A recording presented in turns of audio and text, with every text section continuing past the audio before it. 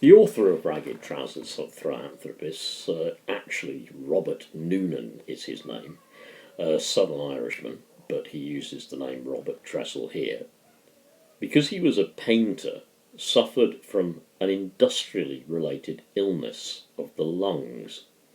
I imagine it's through sniffing paint fumes over a long period of time, working in particularly unpleasant conditions, being improperly fed, working in the cold, having no access to proper health care, being in a position where he could be either, eating or starving with his family one week to the next.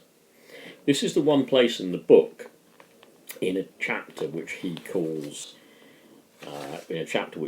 the beginning of the end, where Tressell writes a little of what I believe to be his own illness.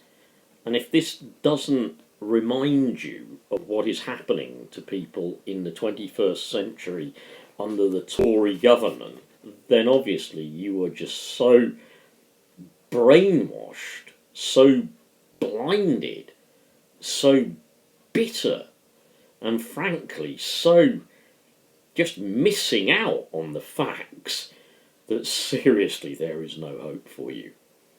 Remember, we are back now to a time when hospitals and GPs are diagnosing rickets caused through malnutrition. This is what, in the guise of Owen, the character, Robert Noonan writes. Once there was a bitterly cold east wind blowing. He was out on one more of these canvassing expeditions and contracted a severe cold. His chest became so bad he found it almost impossible to speak, because the effort to do so brought on a violent fit of coughing. It was during this time that a firm of drapers, for whom he had done some show cards, sent him an order for one they wanted in a hurry. It had to be delivered the next morning, so he stayed up by himself until nearly midnight to do it. As he worked, he felt a strange sensation in his chest. It was not exactly a pain, and he would have found it difficult to describe it in words. It was just a sensation. He did not attach much importance to it, thinking it an effect of the cold he had taken. But whatever it was, he could not help feeling conscious of it all the time. Frankie had been put to bed that evening as at the customary hour, but he did not seem to be sleeping well as usual. Owen could hear him twisting and turning about and uttering little cries in his sleep. He left his work several times to go to the boy's room and cover him with the bedclothes, which his restless movements had disordered. As the time wore on, the child became more tranquil, and about 11 o'clock, when Owen went in to look at him, he found him in a deep sleep, lying on his side with his head thrown back on the pillow, breathing so softly through the slightly parted lips that the sound was almost imperceptible. The fair hair was clustered around his forehead, and it was damp with perspiration. He was so still and pale and silent that one might have thought he was sleeping a sleep that knows of no awakening. About an hour later, when he had finished writing the show card, Owen went out into the scullery to wash his hands before going to bed. And whilst he was drying them on a towel, the strange sensation he had been conscious of all that evening became more intense, and a few seconds afterwards he was terrified to find his mouth suddenly filled with blood. For what seemed an eternity he fought for breath against the suffocating torrent, and when at length it stopped, he sank trembling into a chair by the side of the table, holding the towel to his mouth and scarcely daring to breathe, whilst a cold sweat streamed from every pore and gathered in large drops on his forehead.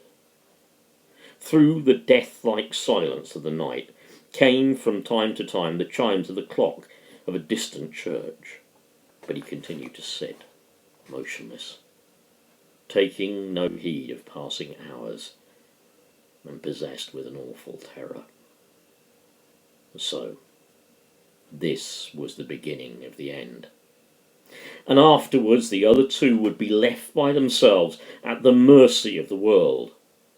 In a few years' time, the boy would be like Bert White, in the clutches of some psalm-singing devil like Hunter or Rushton, who would use him as if he were a beast of burden. He imagined he could see him now. He imagined he could see him now as he would be then, worked, driven and bullied, carrying loads, dragging carts, running around here and there, trying his best to satisfy the brutal tyrants whose only thought would be to get profit out of him for themselves. If he lived, it would be to grow up with his body deformed and dwarfed by unnatural labour, and with his mind stultified, degraded and brutalised by ignorance and poverty. This vision of the child's future rose before him. I am resolved that it should never be. He would not leave them alone and defenceless in the midst of the Christian wolves who were waiting to rend them to pieces as soon as he was gone. He would not give them happiness. If he could not give them happiness, he could at least put them out of reach of suffering. If he could not stay with them, they would have to come with him. It would be kinder and more merciful.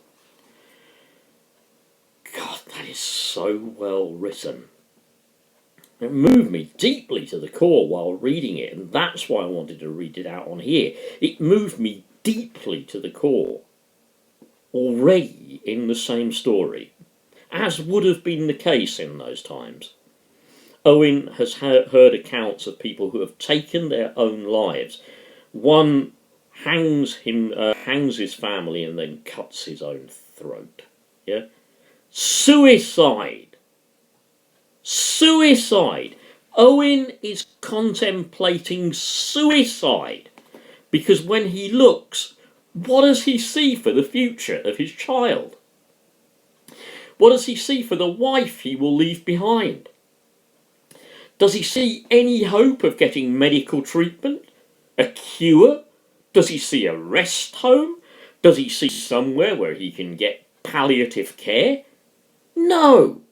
He stays up till midnight, coughing his guts out, to write one sign that might earn him enough money to survive a few more days with his family.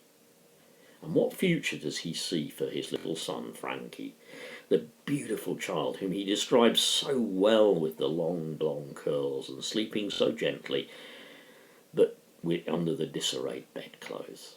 What future does he see for them? He sees a future of him being stultifying